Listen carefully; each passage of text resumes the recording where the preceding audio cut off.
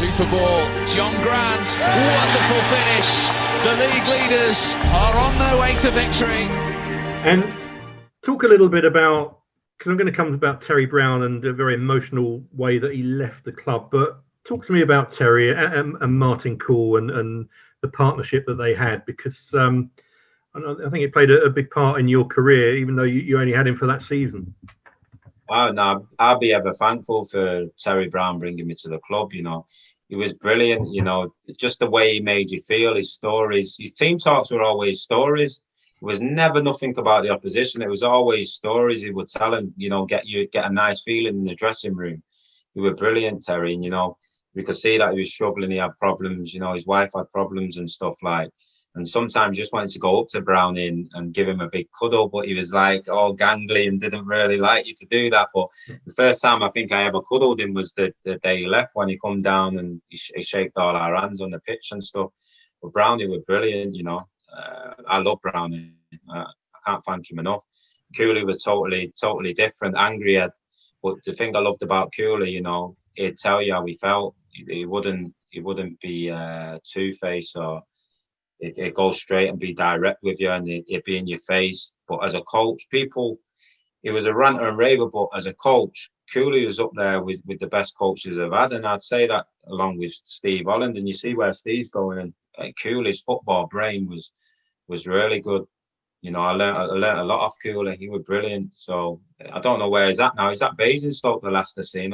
Yeah, he's not there now. They had a lot of problems at Basingstoke. When Terry was like the director or the chairman and that, but they had no money, and that's I don't know what I think Martin's coaching somewhere, doing in an academy or something at the moment. But I don't think he's at a club at the moment. But yeah, absolutely. Everybody I speak to, they've got so much high regard for Martin. So it's sometimes you've got to be in the right place at the right time, haven't you, to progress your career? And maybe he's just been in the wrong place at the wrong time somewhere to maybe have got that big opportunity. I think with Cooley as well, I think like when you see a lot of number twos, assistants and stuff, a lot of them have to be yes men. Yes, yes, yes, yes. But with Cooley's got an opinion, he's going to voice it.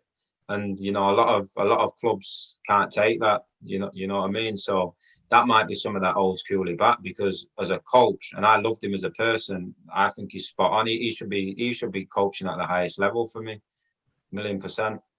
And let's go back to that night against Weymouth when Terry left, because it was as emotional as I've ever been at a football ground. I've never seen a manager get a send off the way that he did. Some managers never get the opportunity, but the emotional part of it was even bigger, because of course at the time his wife was seriously ill, and fortunately she recovered, which is really good news. But it was a one hell of an emotional night.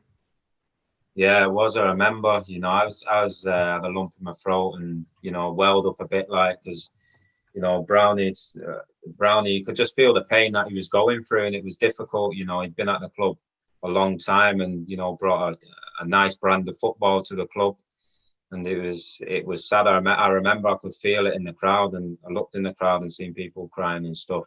It was a tough one. It was a tough one to play that day, to be fair. It was a tough game, but I'm just glad that Brownie's well now. I think his wife's well. It'd be good to speak to him actually and try and get a contact for him, because I think the last time I seen him was when we had the get together at the darts. Is it at the darts place in Old when we had that night? So that was the last time I seen Brownie. So it would be good to actually speak to him. But I'm just glad that he's well, and hope his wife's well now. Yeah, no, absolutely. We had Terry on before yourself, and no, he's I think he's in semi-retirement at the moment, because he's just stepped down at Basingstoke. So I don't know what his next venture will be, but he's absolutely insistent it won't be in the dugout. I think when you're in football, you never retire. You know, it's a drug. You know, like I struggled at first. When I left Aldershot, I really did struggle. You know, I didn't tell anyone. I'm a proud person, but I did struggle. And then I got into coaching with kids and stuff, and scouting and what have you, and it brought me back. So I think once you're in football, you're in it to the end. You can't just stay away from it completely. So Brownie will be involved in some way. I'm sure he will be. Got too much to offer. Absolutely. And that season still finished well for you. Player of the season. You played for the England C team, the national game team. And you were Aldershot's top scorer with 23 goals. So a nice little introduction to the club. Yeah, it was, you know, and I didn't want the season to end. Like, you know, when you've got that rhythm, it just felt like playing with your mates in the streets. You know, that's how it felt at the time. So no, it was great to finish and go away with England C and play games and score a goal in that game in my first game v Scotland.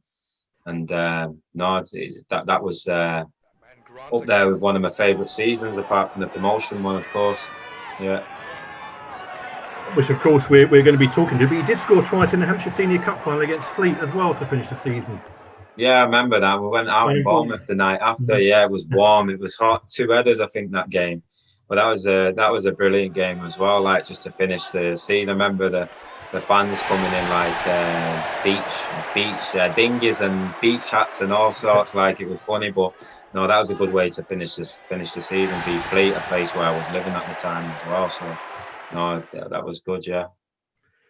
So Martin obviously was the caretaker manager for the rest of that season, and then during the summer, a guy called Gary Waddock steps up as a manager. And I think it's fair to say at the time, you know, Gary had a very an excellent career as a footballer at Queen's Park Rangers. He played in the FA Cup final, played for the Republic of Ireland, and you know, a very good, solid professional. This was the first time he'd ventured into non-league football, and his second managerial appointment, he did that brief spell as manager at Queen's Park Rangers under difficult circumstances. I think it's fair to say there wasn't a great deal of expectation in terms of thinking that we've got a team that's going to run away with the league or anything. But of course, as we know, it didn't turn out that way. It turned out to become something very special. One of those seasons that you will be remembered forever, legacies created forever. But what were your initial thoughts when Gary became appointed as a manager? When he came in, it was like it was brilliant, because when I first met him, he was so positive. He said, "Look, don't listen to anything that you're going to read in the media about us. You know, just plodding along and seeing how we go. We've got nowhere. We're not going to be challenging up there. It'd be a time to, you know, just mid-table or what have you. But behind the scenes, he was telling us we're going to go and try and win the league." And he was really enthusiastic. He looked you in the eye, and he really meant it. He was brilliant, and he was more of a coach as well. He reminded me of Steve Holland in the way that he coached and the way he talked about football. But he could have a laugh with Gow as well. You know, he was brilliant, and I think he managed people. He managed people the right way. You know, everyone's different characters. There weren't just one way you were going to manage. You know, like people talk a lot about Jose Mourinho having the iron fist and it's his way or no way. He was more of how can I say it? He was more of like a Brendan Rodgers type, where you can see that he's, you know, he treats people differently, but in the right way that they need. Because some people need an arm around the shoulder, and some people need you to be firm with them. And I thought he was brilliant, Gary Waddock. I was gutted when he left, really was. And I've had this conversation with Gary and also with Terry as well. And you know, it's an interesting one, because a lot of managers come in and they want their own team, they want their own squad, they want to get their own players in. But Gary kept the majority of the squad. I think when we won the league at the end, I think it was 16, 17 of those players that had played under Terry were part of the squad that won the league with Gary. And of course, there are the additions. Lewis Chalmers, who you were close to, Anthony Straker came in, but the predominant base of that squad had been kept. Now, that is actually got to be a credit to the manager, who has seen something there, doesn't need to dismantle it, and knows what he needs to get to fit those pieces of the jigsaw together. Yeah, credit goes to him. Credit goes to Terry Brown as well, you know, because he brought most of them lads in. So Tel's got to take, you know, a lot of credit, in Carl Apprentice as well. You know, we talk a lot about John McGinney, who's a great guy and what have you. Carl Apprentice did a lot as well. He doesn't seem to get like the recognition I think others get. You know, he was brilliant. But yeah, that's a talent in itself, a gal to recognise that he doesn't have to dismantle the squad, because you get a lot of managers who come in and think, you know, I'm going to bring my own players in, I have my own ideas, and I'll live or die by the players that I bring in. But he's recognised that we had like a core squad there that was decent and that was growing, and he just added a little thing. I think Straits helped us a lot with his athleticism. You know, Darren Barnard was brilliant. brilliant for us, brilliant player, great person. And then he brought a youthful striker in who can give you a bit more legs down the sides. And he brought, Lewis Chalmers in, who was one of them who gave us energy in midfield, who would break things up. And they were both good characters as well. So, for him to identify that and bring them boys in, I think, made a difference to us as a group. You mentioned Carl Prentice there, and I think that's really poignant as well, because I agree. I think sometimes when you step away from a football club, and I've certainly done it because I was heavily involved for many, many years, but you step away and you analyse different sections of the history of the club.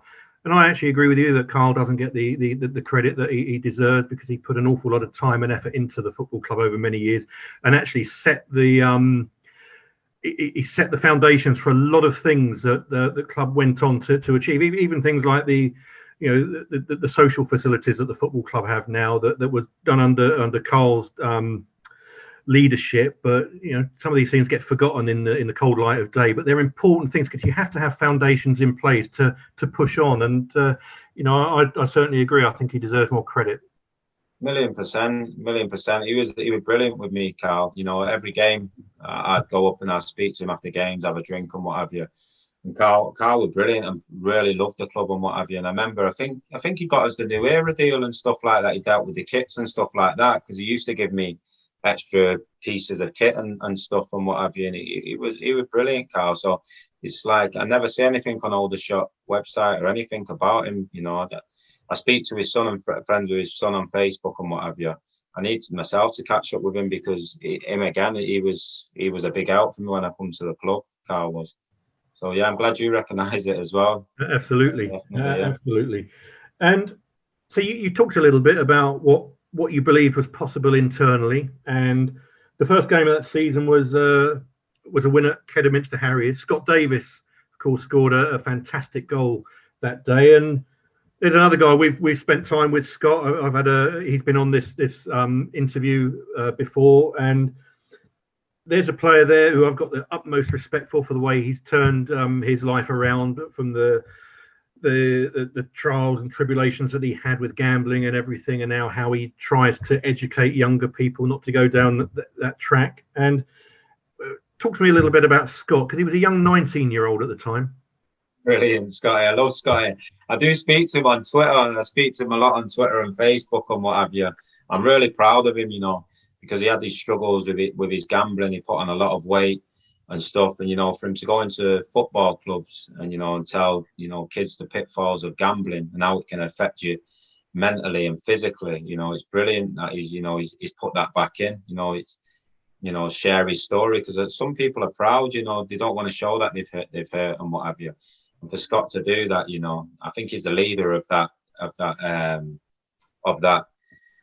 going into clubs and sharing his story. And I think he's probably saved a lot of people from going down that dark avenue that he went down. So I'm really proud of him. He's really grew up as a player. You were brilliant, Scotty. Great energy in the dressing room. He'd come in and wind people up. You could wind Scotty up and he'd just take it, but he could get under people's skin. But I loved it. I just sit back and watch. I never shown when he got undermined, because I think that's the thing you've got to do in football. But he's a proper wind-up merchant, and what a strike he had on him. One of the hardest shots. Kirk Hudson, hardest shots I've seen in football. Could really catch a ball. But yes, Scott, I'm really proud of him, what he's done with himself. Really am.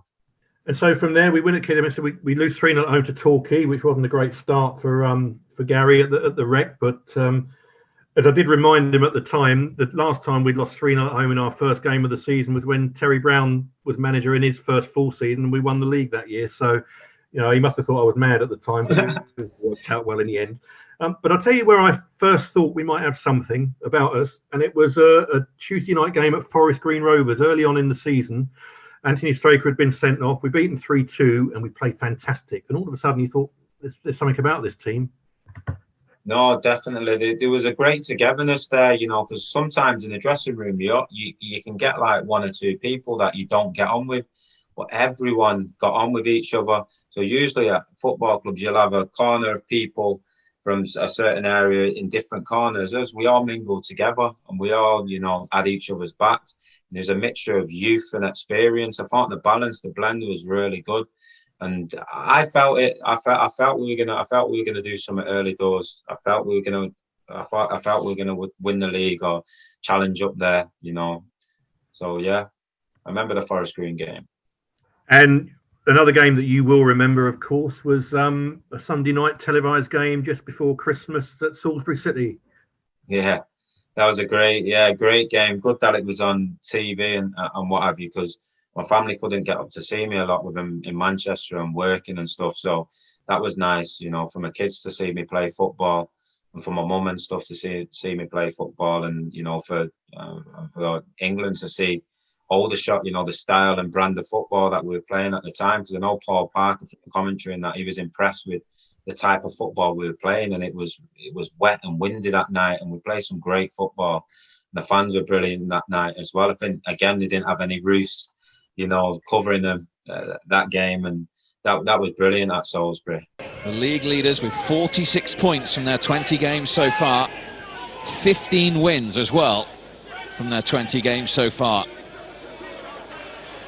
Here they come searching for another goal, all the way through, it wasn't defended, and John Grant said thank you very much. Goal number 11 for him this season. Aldershot have the lead after 12 minutes, and they've punished Salisbury there. Chalmers, super ball, John Grant, wonderful finish. The league leaders are on their way to victory, and he has sealed it in style. They're going 4 points clear tonight. They're 3-0 up. Away. Here they come again, Aldershot, headed away by Robinson. Blocked by Chalmers, Grant for the hat-trick. 4-0, and a hat-trick for John Grant wraps up a wonderful evening for the Blue Square Premier League leaders, Aldershot Town.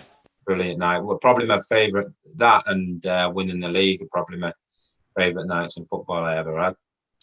And of course, you got an injury, didn't you, in the new year? So you missed a few games. You missed that game at Torquay, of course, that Scott Davies scored the there is to be late drama goal, of course. But talk to me a little bit about the guy who scored the first goal that night, Danny Hylton. Danny Hylton, top lad. I seen him. I went to the PFA Awards a couple of years ago, and he wouldn't let go of me. Like, yeah. He was like, Granny, oh, thank you so much. You helped me. You don't realise how much you helped me, staying behind and doing some finishing and stuff. I proper looked up to you and that and stuff. So I was getting a bit like lumpy throat and teary when he was speaking to me. Like, so it was great to see him, and great to see that he's matured and he's got his young family, and he's had a great career, Danny. I'm really proud of him. And when he come in on the scene at Aldershot, he gave me a push, because I'm looking at him in training thinking, he's going to take my place. If I'm not playing too well, because he was dumb brave. Where you're dumb and you just do anything, it smash into a post for a goal, and and he was really, everyone loved him. Everyone loved him in the dressing room. I'm really proud of the career he's had. Really am. Are you surprised he managed to get these championship now with Luton Town, and it's been a terrific career? You know what? In football, nothing ever surprises me, ever. People that I thought wouldn't get to places get to them, and some don't get to places where I think they should get. But Danny, yeah, I always felt he had the ability to go and play higher, 100%. I think more than anything, he was just really awkward to play against, and he was one of them. If you knew him, he is quite frightened inside, because he'd come up to me and say, "This the centre back," or he'd be scared and stuff. And I say, Danny, when you're out there, don't show him that you're scared, because they've got one up on you. So he'd go into things and just be like dumb, fearless, in the end. And I think that's a quality as well. People talk about the technical side of things, but a mentality in football is really important. And Danny had one of them durable mentalities and, enthusiastic where he just keep going no matter what. So he deserves everything he's getting. And I know he's not played much recently. I think the last year or two, he's not played as much, he's had niggling injuries and stuff, but I'm still in touch with Danny. I'm really proud of the career he's had.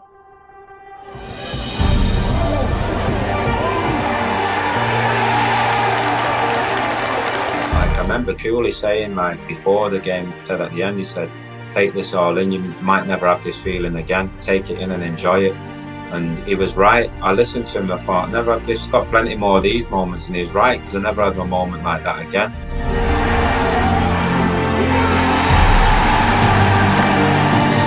He gave us a tab on the bar as well, so we hammered his card at the end. Nicky Bull hammered the card. I think we was only supposed to get one drink each, but we all come out of there legless, like, onto the coach.